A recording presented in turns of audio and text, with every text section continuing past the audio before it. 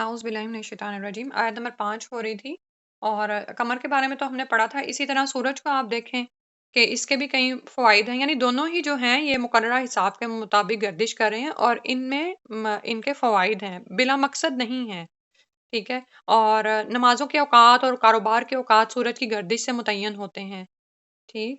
और इसी तरह मुद्दत का शुमार अगर सिर्फ़ 1 माह से कम होगा, तो ये मुद्दत सूरज से मुतय्यन हो सकती है मगर चाँद से भी। मगर जब ये मुद्दत 1 माह से ज़्यादा होती है, तो इसका शुमार चाँद के हिसाब से होगा, ठीक है? तो फिर ये इंसान इसमें कोई वो नहीं कर सकता, कमी-बेशी ना। तो अब करता तो है, यानी कभी 29 और 30 को कर देता है। तो मुद्दत का आप सदियों तक आप इसके ज़रिए से हिसाब रख सकते हैं और ये एक मुनज़्ज़म, मरबूत और फ़रमाने इलाही का पाबंद निज़ाम है। एक लम्हे की तक़दीम और ताख़ीर इसमें नहीं होती। अल्लाहु अकबर! ये बात जो है कितनी इंसान को वो हिट करती है कि अल्लाह सुब्हानहू व तआला ने जो मख़लूक़ात बनाई, अल्लाह के हुक्म से एक लम्हे की सरताबी नहीं करती। और इसके बरअक्स हमें जो इख्तियार दे दिया गया ना, इसकी वजह से आप ये देखें कि कितने काम हम डिले कर देते हैं। जैसे आपके लिए भी और सबसे पहले तो अपने लिए ही नसीहत कि कुछ प्रोजेक्ट्स हम शुरू करते हैं, वो हम बीच में रोक देते हैं। कहाँ और कभी आपको पता है कि कभी हमारे लम्हों की गफ़लत हमें एक बड़े नुकसान तक पहुँचा देती है, नाउज़ बिल्लाह मिन ज़ालिक। तो ये जो अल्लाह सुब्हानहू तआला का निज़ाम है, ये इसमें हमारे लिए सीखने की बहुत सारी बातें हैं। ये कभी ये नहीं कहते कि आज हम नहीं निकलेंगे या आज हम ज़रा लेट उठेंगे, आज ज़रा ले सोने दो लोगों को, बाद में चले जाएँगे, ऐसा नहीं होता इनको, है ना? अल्लाहु अकबर! और आप ये देखें कि सदियों तक के लिए इंसान इनसे अपनी तकवीम तैयार कर सकता है। आपको याद होगा बचपन में हमारे हाथों में एक जंतरी होती थी, अब तो ख़ैर आप गैजेट्स पे तलाश कर लेते हैं। उस जंतरी और उसका जो साइज़ था ना, यानी मेरी हथेली से भी मुझे अब याद है छोटा-सा था और उसमें सारी नमाज़ों का हिसाब होता था कि फ़जर, ज़ोहर, असर, मगरिब, इशा ये इससे इस तारीख़ तक इतनी देर चलेंगे, इतना होगा, सुबहान अल्लाह। तो आप ये देखें कि ये सब जो फ़ायदे हैं अब हम जान रहे हैं, लेकिन इससे भी बढ़कर अल्लाह ताला की तख़लीक़ात के क्या फ़वाइद हैं, हम नहीं जान सकते। और अल्लाह ताला ने उनको इस तरह से अपनी गर्दिश में जकड़ रखा है कि उसके इज़्न के बगैर तसर्रुफ़ कोई इसमें कर नहीं सकता। ये अपनी जगह से हिल नहीं सकती। तो अल्लाह ताला के इख्तियारात पर गौर करो। अल्लाह ताला जो इतने अज़ीम-ओ-शान कारनामे सरअंजाम दे सकते हैं, तो तुम्हें दोबारा पैदा नहीं कर सकते। यानी मौत पर ये दूसरी दलील दी जा रही है। इसीलिए फ़रमाया मा ख़लक़ल्लाहु ज़ालिका इल्ला बिल हक़्क़ कि ये चीज़ें अल्लाह ताला ने बेमकसद पैदा नहीं की, बाकायदा मकसद के साथ पैदा की। इनमें हिकमतें पोशीदा हैं, इनमें फ़वाइद पोशीदा हैं और ये कि युफ़स्सिलुल आयाति लिक़ौमिन यअलमून, उस कौम के लिए ये आयतें बयान की जा रही हैं जो इल्म रखते हैं। और इल्म भी हमारे यहाँ देखें, सबसे पहले तो औरतें ही जो हैं ना टारगेट है ना कि हम क्या करती हैं कि हम शादियों से पहले तो हम पढ़ रहे हैं, पढ़ रहे हैं, पढ़ रहे हैं। उसके बाद हम क्या कर रहे हैं? कुछ नहीं कर रहे हैं। ठीक है? इधर-उधर कोई चीज़ हाथ लगी, मोबाइल पे कुछ सर्च कर लिया, उधर देख लिया, ये हमारा ज़िंदगी का काम रह जाता है। इल्म तो हमारी ज़िंदगी से निकल ही जाता है ना, ठीक है? और उसका तो हम कभी सोचते भी नहीं, कभी तसव्वुर भी नहीं करते। ये हो सकता है आपके लिए कोई नई बात हो कि नहीं हम तो पढ़ती हैं, लेकिन आप ज़रा चेक करें, सिर्फ़ वो ख़वातीन जो अपने करियर में पढ़ी होती हैं, दुनियावी इल्म हासिल कर रही हैं या ये कि कोई जुड़ गई हैं अल्हम्दुलिल्लाह कुरान से तो वो इल्म हासिल कर रही हैं। अक्सरियत का हाल क्या है कि जब यूँ ही उन्होंने डिग्री हासिल की, वहीं पर उन्होंने इल्म को खैर-बात कह दिया। और सिर्फ़ दीन का नहीं, दुनिया का भी यही हाल है। कुरान पढ़ा है, तो उसको वहीं पे बंद करके रख दिया कि पढ़ लिया है एक दफ़ा। इसी तरह अगर दुनिया का कोई इल्म हासिल कर रही थी, तो उसमें मज़ीद आगे रिसर्च नहीं करते हैं हम। नहीं पढ़ते कि अच्छा वो हमने कभी अकाउंटिंग में मास्टर्स किया था, हमारे पास एक बड़ी डिग्री थी, वो कहाँ गया इल्म? बेकार कर दिया हमने। बस उस वक़्त हमने एक डिग्री लेनी थी, अच्छी जगह पे शादी हो जाए या नौकरी मिल जाए और उसके बाद बस। अल्लाह ताला फ़रमा रहे हैं इन चीज़ों से कौन सबक हासिल करेगा? कौन तुम्हें ये बताएगा? अल्लाह ताला ने तो आयत खोल-खोल कर बयान कर दी, लेकिन सबके लिए नहीं है। इल्म हासिल करने वालों के लिए हैं। उन्हीं में इसमें सीखने की बातें हैं। उन्हीं को इसमें से दलाइल मिलेंगे कि वो आज इस एथियस्ट नस्ल का मुकाबला कर सकें, जिनके सामने हमारे बच्चे जा रहे हैं, उन बच्चों की तरबियत कर सकें, उनको इस काबिल बना सकें कि अपने दीन पर वो बात करने के काबिल हों। फिर उसके बाद फरमाया, इन्ना फ़ी इख्तिलाफ़िल लैली बेशक अब अदल-बदल कर आने जाने में इख्तिलाफ़ है, यानी ये कि कभी दिन आता है, कभी रात, अल-लैली रात के, वन-नहारी और दिन के, वमा ख़लक़ल्लाहु और जो कुछ पैदा किया अल्लाह ने, फ़िस समावाति वल अर्दी आसमानों और ज़मीन में, ला आयातिल लिक़ौमिन यत्तक़ून نشانیاں ہیں ان لوگوں کے لیے جو تقوی اختیار کرتے ہیں، جو بچنا چاہتے ہیں، سبحان اللہ۔ پہلے علم کی بات ہوئی، لیکن علم کافی نہیں ہوگا، کیونکہ ابھی آپ کے ذہنوں میں شاید سوال آیا ہو کہ نان مسلمس کے پاس بھی تو اتنا علم ہے، تو کیا وہ ان نشانیوں سے فائدے حاصل کریں؟ کھول کھول کے بیان ہو گئی ان کے لیے نشانیاں، کر رہے ہیں، جن کے اندر خیر ہوتی ہے، جو حق کو پہچان جاتے ہیں اور اس کو قبول کرتے ہیں، وہ بھی لوگ ہیں۔ اور اس میں ہمارا کیا رول ہے؟ ہم نے تو کوئی رول پلے نہیں کیا کسی کو مسلمان بنانے میں، کتنے ہی لوگ خود ریسرچ کر کے مسلمان ہوئے ہیں، ٹھیک ہے، سبحان اللہ، کیونکہ یہ اللہ کا دین ہے نا، اللہ تعالیٰ جس طرح جیسے چاہے پھیلائے اس کو۔ اور اسی طرح اب دیکھو رات اور دن کے عدل بدل کر آنے جانے میں، اور جو کچھ آسمانوں اور زمین میں اللہ تعالیٰ نے پیدا کیا ہے، اس میں نشانیاں ہیں اس قوم کے لیے جو تقوی اختیار کرتے ہیں، جو اللہ سبحانہ و تعالیٰ کا ڈر رکھتے ہیں، اور پھر یہ کہ وہ اللہ کے ڈر سے ان اعمال سے بچ جاتے ہیں جو اللہ تعالیٰ کی ناراضگی کی طرف لے جانے والے ہیں۔ سبحان اللہ، کہ اب یعنی خالی علم حاصل کرنا بھی کافی نہیں ہے، ہر وہ علم بیکار ہے جو آپ کو اللہ کی معرفت نہ دے۔ یعنی آپ نے دنیا کی ساری ڈگریز حاصل کر لیں، لیکن آپ کو پتہ ہی نہیں کہ آپ کا رب کون ہے۔ یہ سب کچھ اسی کا پیدا کردہ ہے، اسی کا اتارا ہے، اسی کا نازل کردہ ہے، اور آپ نے اس رب کو پہچانا ہی نہیں، تو پھر آپ کے لیے اس میں کوئی نشانیاں نہیں کہ آپ ایمان قبول کر لیں۔ کس کے لیے نشانیاں ہیں؟ کس قوم کے لیے؟ لِقَوْمٍ یتقون، جو تقوی اختیار کریں، اپنے رب کی معرفت حاصل کریں، اس سے ڈریں، اس سے بچیں، اس کی ناراضگی سے بچیں۔ اور پھر یہاں پر جس نشانی کا ذکر ہوا ہے، آپ یہ دیکھیں کہ ہم اس میں بھی ہم فیل ہیں۔ علم حاصل کرنے کے باوجود ہم نے، یعنی early to bed and early to rise, ہم نے پڑھا تھا نا بچپن میں، رٹواتے ہوتے تھے۔ میں کہتی ہوں عمل کتنا کرتے ہیں ہم اس پہ، ہم تو حرف حرف جو ہے، اور جیسے کہتے ہیں نا جوتی جیسے پیر ہوتی ہے، ویسے ہم یہود و نصارہ کی اس میں پیروی میں پڑے ہوئے ہیں۔ ان کے طور طریقے ہیں ہماری زندگیوں میں، ہم بھول گئے کہ ہمیں راتوں کو سونا اور دنوں کو جاگنا ہے، ہم دن کو سوتے راتوں کو جاگتے ہیں۔ ہمارے یعنی اس میں ان شب و روز میں کیا رکھا تھا ہمارے لیے بھلا؟ اگر ہم علم حاصل کرتے تو ہمیں پتہ چلے نا۔ اب افشاں تو ڈاکٹر صاحب ہمارے ساتھ ہیں، انہیں پتہ ہوگا۔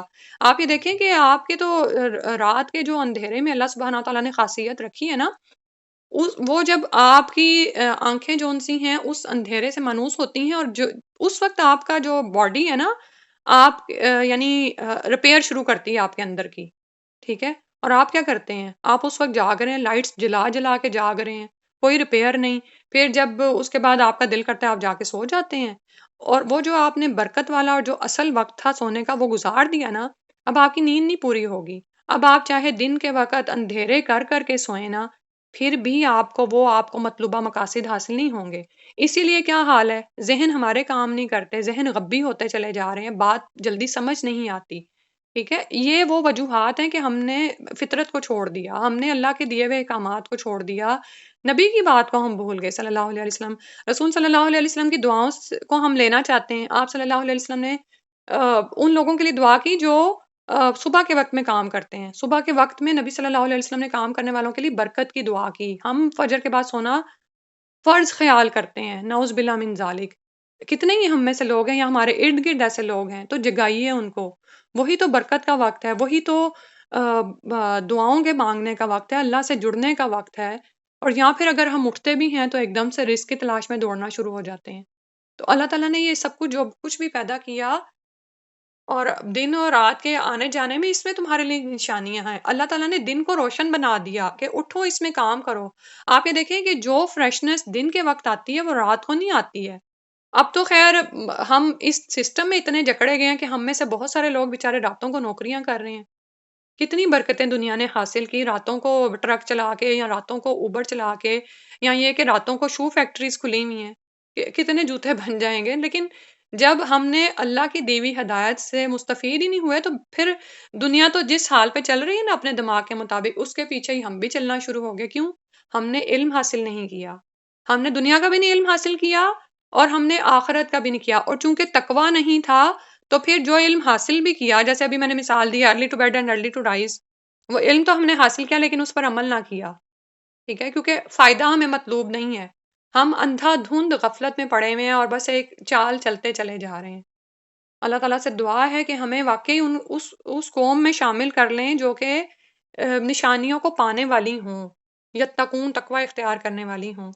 پھر اس کے بعد فرمایا ان الذین لا یرجون، بے شک وہ لوگ جو نہیں امید رکھتے لقاءنا ہماری ملاقات کی، وردو اور وہ راضی ہو گئے بالحیات دنیا، دنیا کی زندگی پر، وطمئنو اور وہ اطمینان پا گئے بہا ساتھ اس کے، یعنی وہ اس پر ہی مطمئن ہو گئے کہ ہمیں یہی کافی ہے، والذین ہم اور وہ لوگ جو ان آیاتنا ہماری آیات سے غافلون غافل ہیں، اس کی طرف دھیان نہیں کرتے، اس سے سمجھ حاصل نہیں کرتے۔ اللہ اکبر، استغفر اللہ توب الیک۔ اب ان کا انجام بتایا جا رہا ہے، تو یہاں سے پھر ان کی بات شروع کی جا رہی ہے کہ ان کے اندر خاصیت کیا تھی کہ وہ ہماری ملاقات کی امید نہیں رکھتے تھے، روز آخرت پر ایمان نہیں لاتے تھے، کیونکہ جو لوگ اللہ تعالیٰ کی آیات سے نشانیاں حاصل نہیں کرتے، وہ لقومی یعلمون میں شامل نہیں ہیں، وہ لقومی یتقون میں شامل نہیں ہیں، تو پھر وہ کیا ہے کہ انہوں نے اللہ کی معرفت نہیں پہچانی اور اس دنیا کے مقصد کو نہیں پہچانا، اپنی دنیا میں آنے کا مقصد ہی وہ بھول گئے،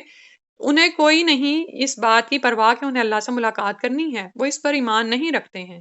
اب یہاں پر تو بات تو ہو رہی ہے کافروں کی، لیکن ہر کوئی اپنے اپنے ایمان کو چیک کر سکتا ہے، کیونکہ عمل تب تک نہیں ہوتا جب تک کہ ہم یقین اور ایمان کو نہ بڑھائیں، اپنے ایمان پر کام کرنے کی ضرورت ہے۔ کیا ہم ان لوگوں میں تو شامل نہیں ہیں کہ ان الذین لا یرجون لقاءنا، کہ ہم اللہ کے سامنے کھڑے ہونے کو مانتے نہیں ہیں؟ ہم یا تو مانتے نہیں یا مانتے ہیں تو عمل اس کی گواہی نہیں دیتا۔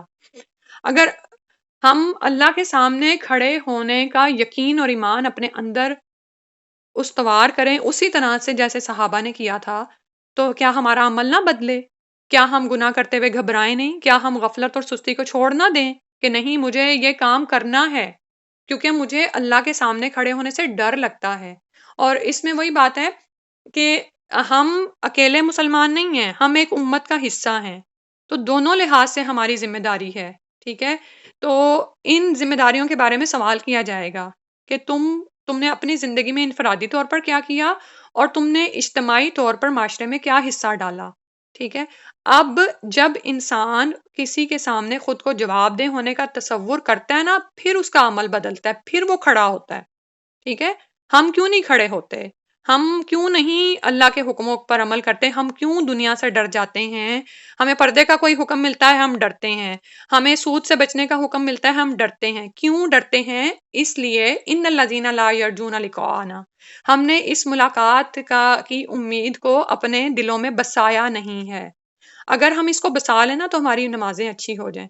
میں نا یہ بات آپ سے تو میں کر رہی ہوں، لیکن میرے خود دل میں کتنے دن سے تھا کہ کیوں نہیں مجھے اللہ کے سامنے کھڑے ہونے کا تصور پختہ ہوتا۔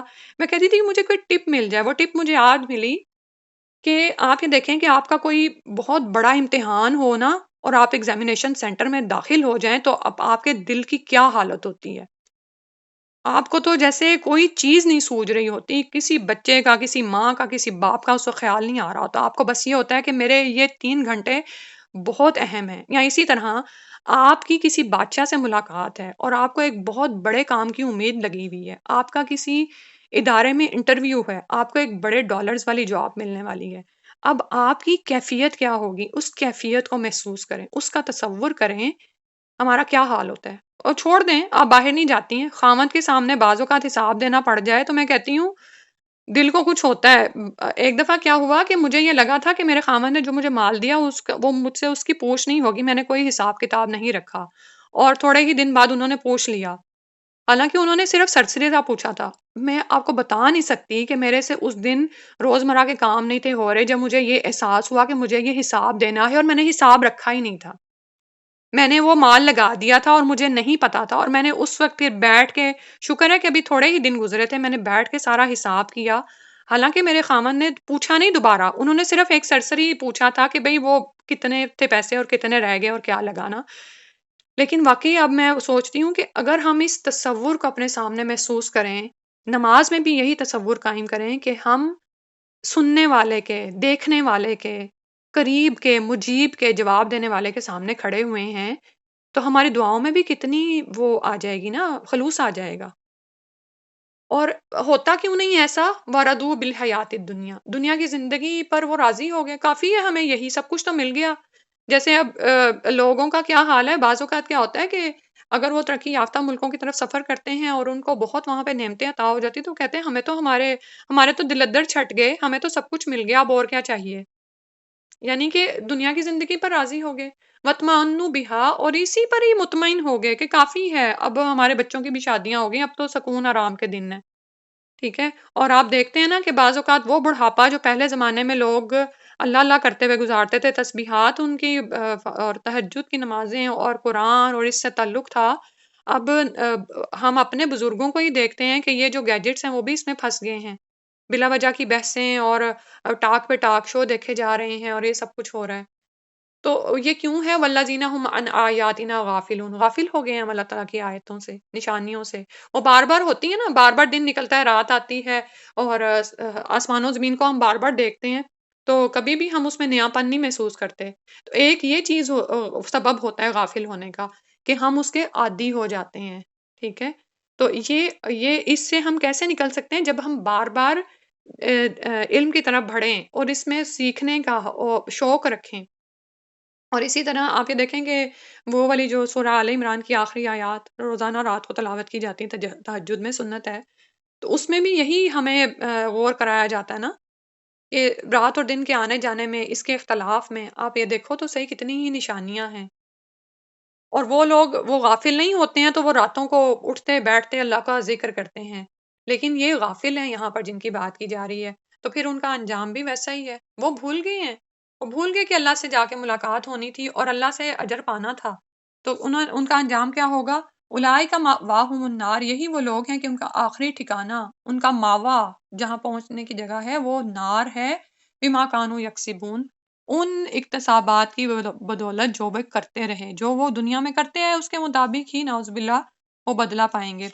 نہ تو وہ جواب دہی پہ یقین رکھتے تھے، اللہ پر ایمان نہیں تھا، روزے قیامت پر اللہ کے سامنے کھڑے ہونے کا یقین نہیں تھا، تو پھر کیا ہوا؟ اعمال کی بنیاد بھی وہی تھی اور اس کے بدلے میں پھر بدلہ بھی ویسا ہی پائیں گے۔ اللہ سبحانہ و تعالی ہمارے حالوں کی اصلاح فرما دے، آمین یا رب العالمین۔ اور ان آیتوں کو نا اپنے اوپر محسوس کریں کہ کیا ہم اس طرح آپ کو پتہ ہے کہ قیامت والے دن ہر فرد اکیلا اکیلا اللہ کے حضور پیش ہوگا، اللہ اکبر، اتنی مخلوقات ہیں اور پوری کی پوری پیش کی جا رہی، امتوں کا گروہوں سے تو پوچھا جائے گا الگ الگ، ٹھیک ہے؟ وہ جیسے ابھی میں نے بتایا نا، انفرادی اور اجتماعی ذمہ داریاں ہوتی ہیں، ٹھیک ہے؟ ہر شخص جتنا زیادہ گروہی ذمہ داریوں میں ہے اتنا ہی وہ حساب دہ ہے۔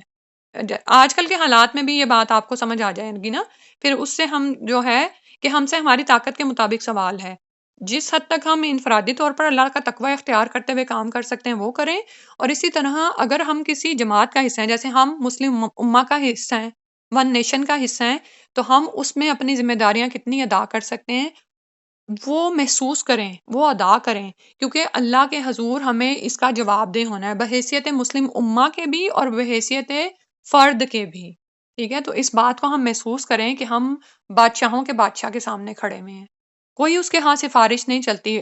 سورت کا آغاز اسی طرح ہوا تھا نا، کوئی نہیں بچانے والا وہاں پر، کوئی بھائی بہن آگے نہیں بڑھے گا، بلکہ ہر ایک کو تو اپنی اپنی پڑی ہوگی، خامد تو اپنی بیوی بچوں سے بھاگے گا، بیٹے سے بھاگے گا، ماں باپ کو دور ہٹائے گا کہ آج میرے پاس کوئی نہ آئے، چھپے گا کہ میرے سے کوئی میرا عمل نہ مانگ لیں۔ تو امیجن کریں کہ وہاں پر ہم کس حال میں ہیں، اور ہم اللہ سبحانہ و تعالی ہمارے حالوں پر رحم فرما دے۔ اگلی آیت میں ساتھ ہی فرمایا ان الذین آمنوا، بے شک وہ لوگ جو ایمان لائے، وعملوا الصالحات، اور انہوں نے عمل کیے نیک، یہدیہم، ہدایت دے گا ان کو، ربہم، ان کا رب، ایمانہم، ان کے ایمان کے ساتھ، ان کا رب ان کی بوجہ ایمان کے ان کی رہنمائی کرے گا۔ سبحان اللہ، جو جو ایمان اندر آتا ہے نا اس طرح سے رہنمائی ملنا شروع ہو جاتی ہے، ٹھیک ہے؟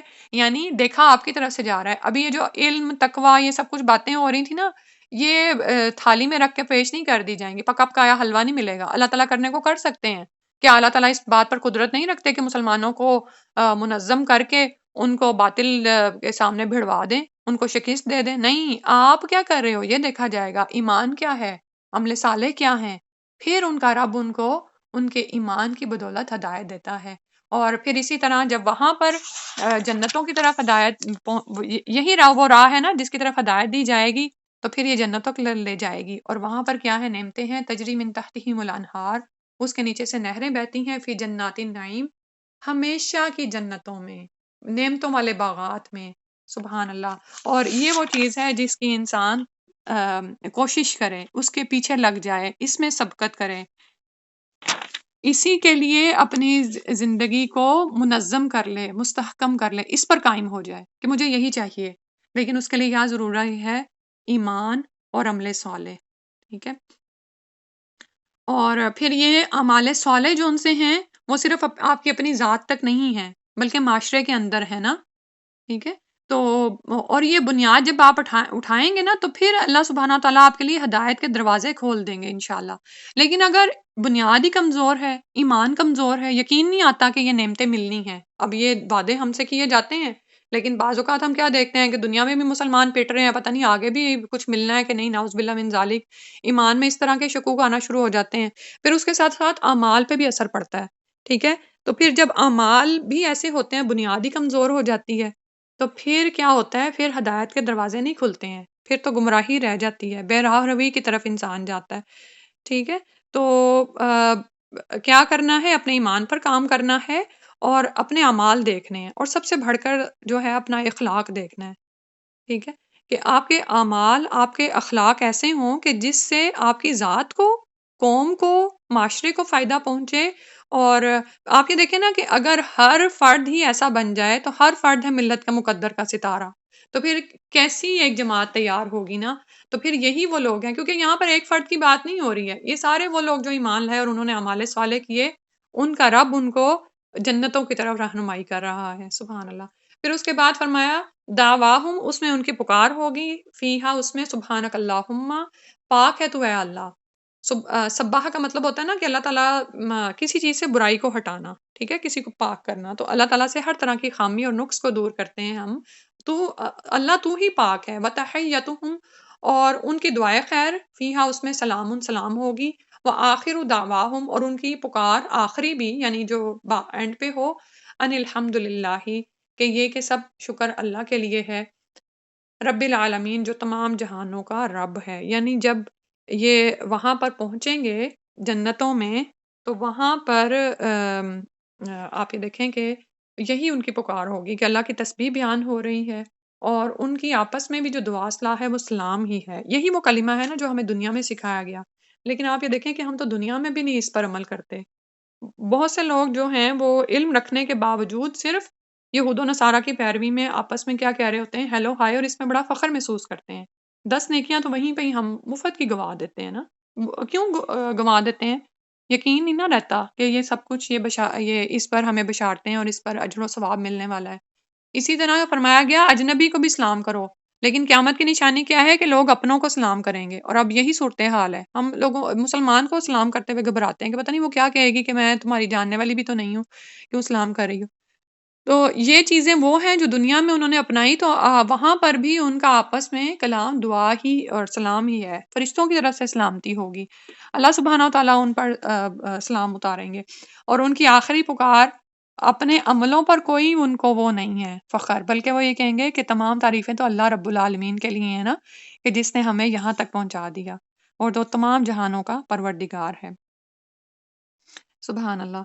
اور اس کے بعد اگلی آیت کرتے ہیں، وَلَوْ، اور اگر، يُعَجِّلُ اللَّهُ، اور اگر اللہ جلدی دے لوگوں کو، للناس، لوگوں کے لیے، الشر، برائی کو، استعجالہم، جلدی مانگنا ان کا، عجلت سے ہے، شروع میں الف سین تا جو ہے وہ باب سے ہے، اس کا مطلب ہوتا ہے مانگنا، طلب کرنا، تو جلدی مانگنا ان کا، بالخیری، بھلائی کو، لقضیہ، تو ضرور پوری کر دی جاتی، الیہم، ان کی طرف، اجلہم، ان کی مدت، مہلت عمل، یعنی ان کی موت آ جاتی، فنظروا، تو چھوڑ دیتے ہیں ہم، الذین، ان لوگوں کو، لا یرجونا، جو نہیں امید رکھتے، لقاءنا، ہماری ملاقات کی، فی طغیانہم، ان کی سرکشی میں، یا مہون، وہ بہکتے پھریں، ٹھیک ہے؟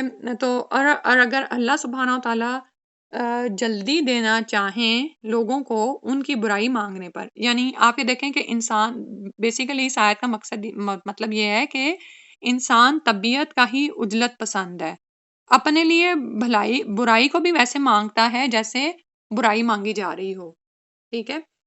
تو جیسے ہم جلدی جلدی بھلائیاں مانگتے ہیں نا کہ اللہ ہمیں یہ بھی عطا کر دے، وہ بھی عطا کر دے، اور جب ہم ڈپریس ہوتے ہیں اور ہمیں غصہ آتا ہے، نعوذ باللہ من ذالک، تو اپنے ہی بچوں کو نعوذ باللہ کچھ مائیں بد دعائیں دے رہی ہوتی ہیں، ٹھیک ہے، تو یعنی وہ چاہتی نہیں ہے یہ، لیکن عجلت میں اپنے بچوں کے لیے برائی مانگ رہی ہوتی ہیں۔ تو اگر اللہ سبحانہ و تعالیٰ لوگوں کے برائی مانگنے پر ان کو برائی بھی دینا شروع کر دیں، اللہ تعالیٰ کے فیصلے، اللہ تعالیٰ ایسا نہیں کرتے نعوذ باللہ، کیوں؟ کیونکہ اللہ تعالیٰ کے فیصلے تو حکیمانہ ہوتے ہیں، وہ تو حکمت سے بھرپور فیصلے کرتے ہیں، وہ لوگوں کے مطالبہ کرنے پر جلدی جلدی فیصلے کر کے ان کا فیصلہ نہیں کر دیتے۔ اگر اس طرح ہوتا تو برائیاں آپ دیکھیں کہ کیسے اتاری جاتی، حالانکہ انسان وہ چاہ نہیں رہے ہوتے۔ قریش مکہ کے لیے شان نزول ہے کہ حالت ان کی یہ تھی کہ آم، جب ان پر عذاب کی کیفیت آئی تو پھر کیا کرتے تھے کہ یعنی ہم پر موت ہی کیوں نہیں نازل ہو جاتی، ٹھیک ہے؟ تو اور لیکن اسی طرح جب نبی صلی اللہ علیہ وسلم ان کو عذاب کی خبر دیتے تو کہتے کہ ہم پر نازل کیوں نہیں ہو جاتا، تو اللہ تعالیٰ نے فرمایا لقضی الامر، لقضی علیہم اجلہم، ان کی مہلت عمر ہی ختم کر دی جاتی، یعنی ان کو فوت کر دیا جاتا۔ استغفر اللہ۔ تو اب اسی طرح ہم دنیا میں ہم دیکھتے ہیں کہ بعض اوقات بے صبری میں عجلت کرتے ہوئے ہم بھی کیا کرتے ہیں کہ لوگوں کے لیے بددعائیں مانگنا شروع ہو جاتے ہیں، ٹھیک ہے؟ یہاں بعض اوقات کیا ہوتا ہے کہ اپنے لیے انسان بددعا مانگ رہا ہوتا ہے، ٹھیک ہے؟ اب یہاں پر جیسے کافر لوگ کیا کہتے تھے آپ صلی اللہ علیہ وسلم سے کہ اے اللہ، اگر یہ قرآن برحق ہے، تیری ہی طرف سے ہے، تو ہم پر آسمان سے پتھروں کی بارش برسا دے۔ تو یہ دعا انسانوں کی تباہی کے لیے تھی نا، اور ان کی بربادی کے لیے تھی، تو اللہ تعالیٰ نے قبول نہیں کیا۔ حتیٰ کہ نبی صلی اللہ علیہ وسلم کو جب تکالیف آئی تھی تو آپ صلی اللہ علیہ وسلم بھی اپنی ازلی رحمت کے باعث بہت ہی وہ شفیق تھے، ازلی تو نہیں، یعنی ان کی طبیعت میں وہ رحیم تھے، تو انہوں نے بھی لوگوں کے لیے اس عذاب کا یا اس کا مطالبہ نہیں کیا۔ تو اللہ سبحانہ و تعالیٰ تو الحکیم ہیں، وہ لوگوں کے مطالبے پر جلدی جلدی حکم صادر نہیں کرتے، ٹھیک ہے؟ تو اللہ سبحانہ و تعالیٰ سے جب کوئی اچھی چیز طلب کی جاتی ہے تو وہ قبول فرماتے ہیں، اور اسی طرح اگر اللہ تعالیٰ نعوذ باللہ لوگوں کی بددعائیں بھی قبول کرنا شروع کر دیں تو پھر تو دنیا میں کوئی بھی قائم باقی نہ رہتا، ان کا تو مدت عمل ہی ختم کر دی جاتی نا، یعنی ان کو موت دے دی جاتی۔ تو اللہ تعالیٰ نے فرمایا کہ ان کا تو حال ہی یہ ہے کہ یہ ماننے والے بھی نہیں ہیں، الٹا عذاب کو جلدی مانگتے ہیں۔ تو فنظر الذین لا یرجون لقاءنا، تو وہ لوگ جو ہماری ملاقات کی امید نہیں رکھتے، ان کو آپ چھوڑے رکھیں فی طغیانہم یعمہون، کہ وہ اپنی سرکشی میں بہکتے رہیں، ٹھیک ہے؟ اب یہاں سے ہم سیکھنے کی ایک اور بات پتہ چل گئی کہ بعض اوقات دل میں یہ خیال آتا نا کہ باطل کیوں اتنے غالب آیا ہوا ہے اور اتنا سر چڑھ گیا ہے، تو یہ دراصل فی طغیانہم یعمہون، یہ اپنی سرکشی میں بہکتے پھریں، یعنی یہ آگے سے آگے بڑھتے چلے جائیں نعوذ باللہ من ذالک، اور اسی حال میں ان کو موت آ جائے، ان پر حجت تمام ہو جائے، اس کا ایک یہ مطلب بھی ہو سکتا ہے، ٹھیک ہے؟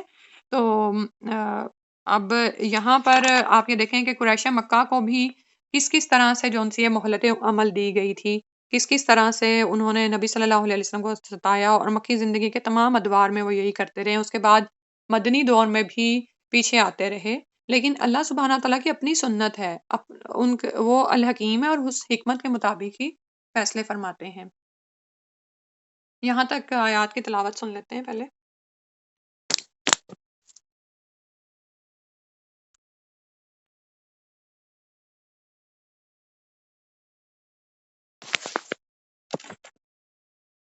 بسم اللہ الرحمن الرحیم، الف لام را، تلک آیات الکتاب الحکیم، اکان للناس عجبا ان اوحینا الى رجل منهم ان انذر الناس وبشر الذين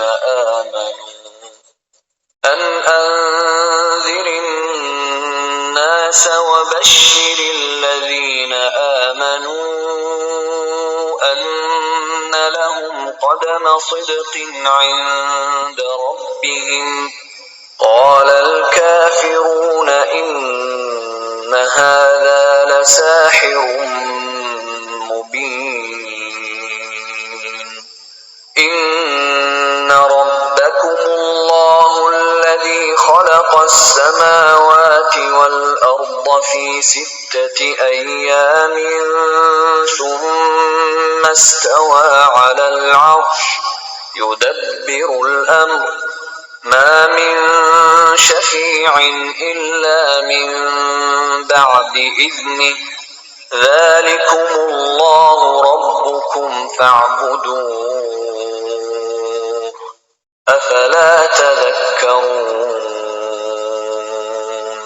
إليه مرجعكم جميعا وعد الله حقا إنه يبدأ الخلق ثم يعيده ليجزي الذين آمنوا وعملوا الصالحات بالقسط والذين كفروا لهم شراب من حميم وعذاب أليم بما كانوا يكفرون هو الذي جعل الشمس ضياء والقمر نورا وقدره منازل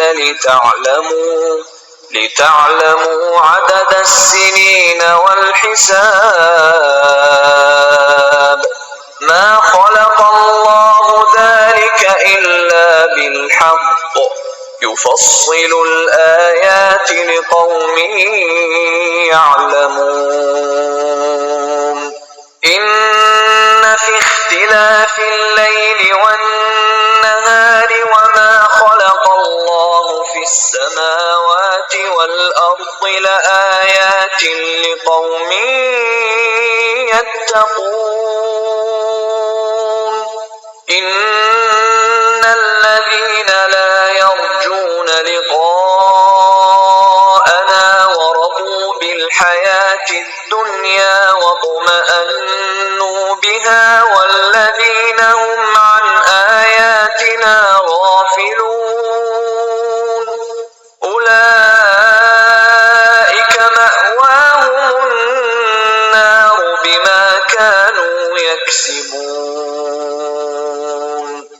إن الذين آمنوا وعملوا الصالحات يهديهم ربهم بإيمانهم تجري من تحتهم الأنهار في جنات النعيم دعواهم فيها سبحانك اللهم وتحيتهم فيها سلام وآخر دعواهم أن الحمد لله رب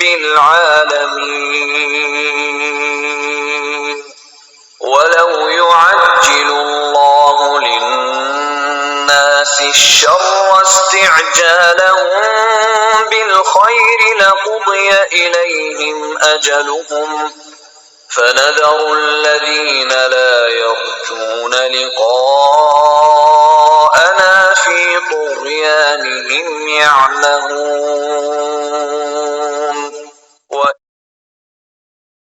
آخری آیت پہ ریفلیکشن میں سوچ رہی تھی کہ جیسے یعنی اس بات میں تو کوئی شک ہی نہیں ہے کہ اللہ سبحانہ و تعالیٰ کی ہستی حیٌ قیوم ہے اور وہ سمیع بصیر ہے. وہ یہ بھی دیکھ رہے ہیں کہ حق کس حال میں ہے اور باطل کس حال میں، لیکن لوگوں کی خواہشوں پہ، ان کی دعاؤں پہ، اس پر اللہ تعالیٰ فیصلے نہیں فرماتے. ٹھیک ہے، اللہ تعالیٰ کی اپنی سنت ہے، وہ الحکیم ہے اور اس حکمت کے مطابق فیصلے کرتے ہیں. ہم حکمت تلاش کر سکتے ہیں، اور جیسے پریزنٹ سینیریو کے حوالے سے میرے ذہن میں خیال آ رہا تھا کہ اللہ جانے اللہ تعالیٰ ان واقعات سے کتنوں کو حق کی طرف لائیں گے.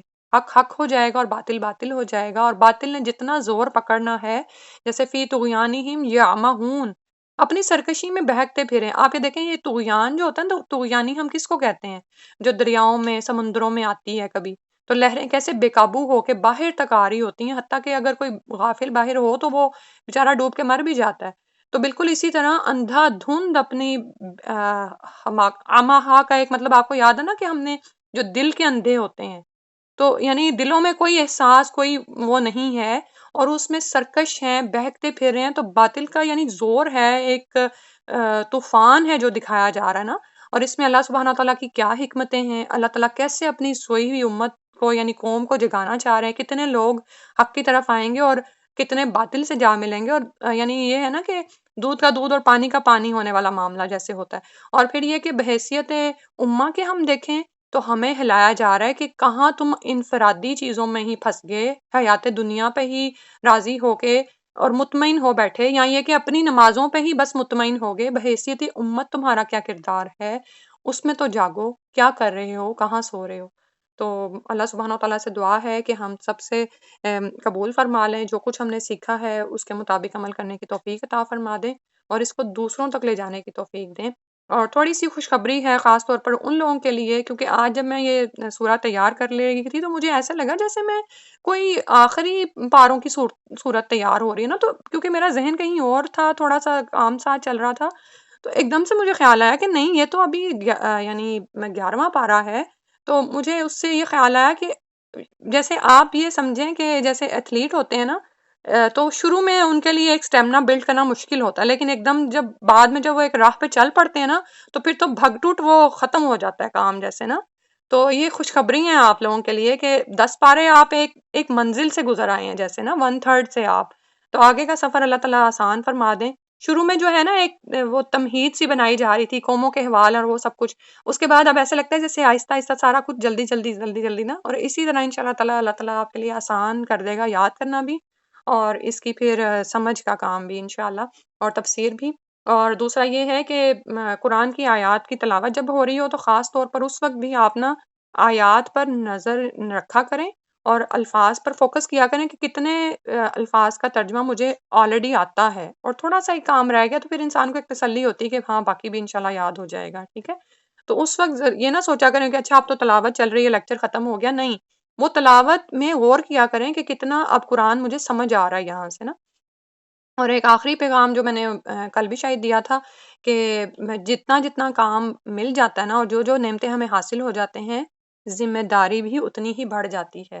تو آگے بڑھیں اور تھوڑے چھوٹے پیمانے پر چاہے شروع کریں، لیکن قرآن کی سمجھ کا کام شروع کریں، خالی اس کو پڑھانے کا یا گرامر کا نہیں، بلکہ چھوٹی چھوٹی صورتوں سے شروع کر لیں کہ ابھی کسی کو بتا دیا، کبھی کسی کو بتا دی صورت، ترجمہ یاد کروائیں ان کو، یاد نہ کروائیں تو کم از کم ان کو انڈرسٹینڈنگ دے دیں انشاءاللہ، ٹھیک ہے۔ اللہ سبحانہ تعالیٰ ہم سب کا حامی و ناصر ہو اور ہم سب سے قبول فرما لے۔ سبحانک اللہم و بحمدک، نشہد ان لا الہ الا انت، نستغفرک و نتوب الیک۔ السلام علیکم ورحمۃ اللہ۔